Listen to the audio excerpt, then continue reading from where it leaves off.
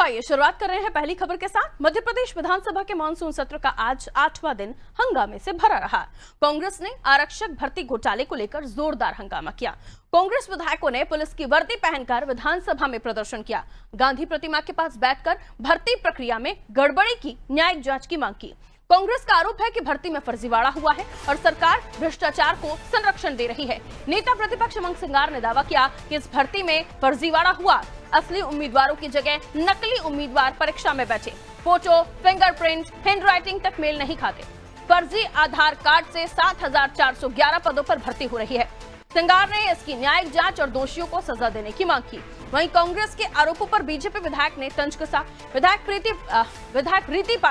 रीति पाठक ने कहा, कांग्रेस विकास की बात नहीं करती है, विपक्ष में बैठे हैं तो नारे ही लगाएंगे, शायद इसी बहाने टीवी पर आ जाएंगे।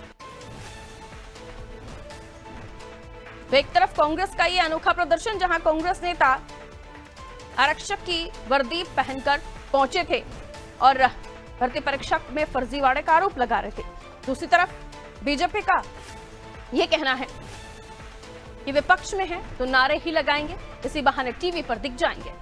ब्रजेश चौकसी जी हमारे ब्यूरो हेड है, हमारे साथ जुड़े हुए। इस खबर पर हम और उनसे विस्तार से जानकारी लेंगे। ब्रजेश जी, एक तो इस तरह से वर्दी पहनकर जाना, क्योंकि हमारे देश में हम वर्दी यूनिफॉर्म का, किसी भी क्षेत्र की यूनिफॉर्म हो, उसका बहुत सम्मान करते हैं, उसे प्रदर्शन में शामिल किया गया।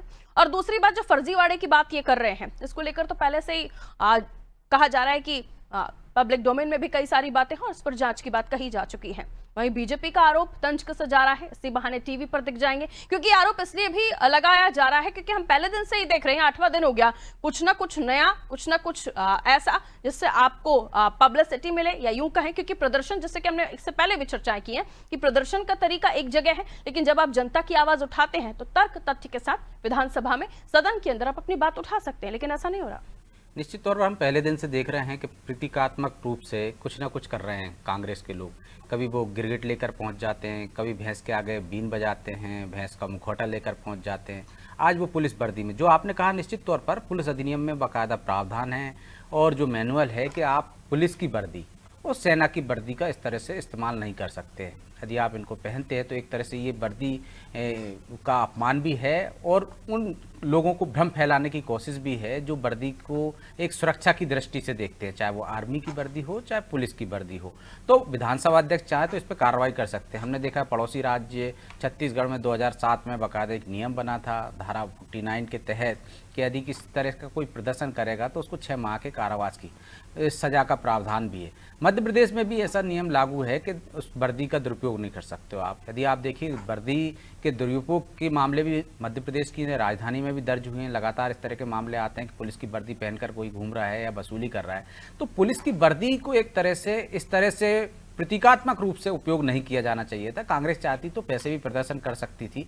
वो सदन के अंदर, जो आपने कहा, सदन के अंदर ये मामला उठाती है, लेकिन वो सदन के बाहर प्रतीकों के साथ जाती है और वहाँ पे प्रदर्शन करती है। तो जो सही रीति पाठक कह रही हैं कि वो सुर्खियों में आना चाहते हैं, मीडिया में जगह बनाना चाहते हैं, इस तरह के मुखौटे पहनकर वो आते हैं।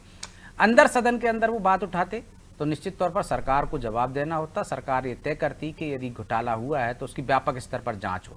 जिन आरोपों को लेकर वो गए हैं वो पुलिस में ही दर्ज हुए हैं कि जिस तरह से फर्जी सॉल्वर बिठाए हों या फर्जी नाम पते आधार पर कुछ चेंज करके या कुछ फर्जीवाड़ा किया है, तो वो मामले दर्ज है। उन्हीं मामलों को पुलिस नहीं पकड़ा है ना, पुलिस के अंदर से ही आया कि किस तरह से उन्होंने नकली लोगों को बिठाकर वहाँ परीक्षा पास किए। लोगों को लिखना नहीं आ रहा था, ये पुलिस के अधिकारियों ने ही पकड़ा है ना। इसके बाद FIR दर्ज कराई है, तो पुलिस ने उसको बाकायदा पकड़ा। अब कांग्रेस को ये करना चाहिए था कि व्यापम पार्ट 2 कह जरूर रहे, लेकिन व्यापम के बाद जो सरकार ने उपाय किए थे कि इस तरह से गड़बड़ियां नहीं होंगी, वो उपाय की पोल खुल रही है। तो वो कौन कौन सी घटनाएं ऐसी हुई हैं, कौन कौन सी ऐसे मौके हैं या कौन कौन सी तरीके हैं जिससे इस तरह के घटनाक्रम चल रहे हैं लगातार, उन पर आवाज़ उठाते, सरकार को मजबूर करते कि वो कोई एक पारदर्शी सिस्टम बनाए, इस तरह से घोटाला ना हो पाए। आधार कार्ड में छेड़छाड़ हो रही है तो उन लोगों को पकड़ने की कोशिश की जाए कि कौन लोग हैं जो नकली आधार कार्ड बना रहे हैं। तो वो पूरा सिस्टम पर यदि वो सवाल उठाते तो सरकार हो सकता था कोई एक कमेटी बनाती, SIT बनाती जो जांच करती और व्यापम जैसा बड़ा घोटाला सामने आ जाता। ये तो चंद मामले हैं जिनको लेकर वो उठा रहे हैं और बाकायदा वो सोशल मीडिया पर ये वीडियो जारी करते हैं, मीडिया के सामने बाइट देते हैं, इसके बाद अंदर सदन के अंदर जो बात करनी चाहिए वो नहीं करते हैं। बिल्कुल इस तरह की चर्चाएं भी हम देख ही रहे हैं कि लगातार हो ही रही हैं, क्योंकि जब मुद्दे उठाने होते हैं तब आप मुद्दे नहीं उठाते हैं और फिर आप प्रदर्शन करते हैं, वो भी प्रतीकों के साथ आकर, जिसको लेकर बीजेपी ने भी अपना वर्जन दिया है। बहुत शुक्रिया ब्रजेश जी जानकारी के लिए।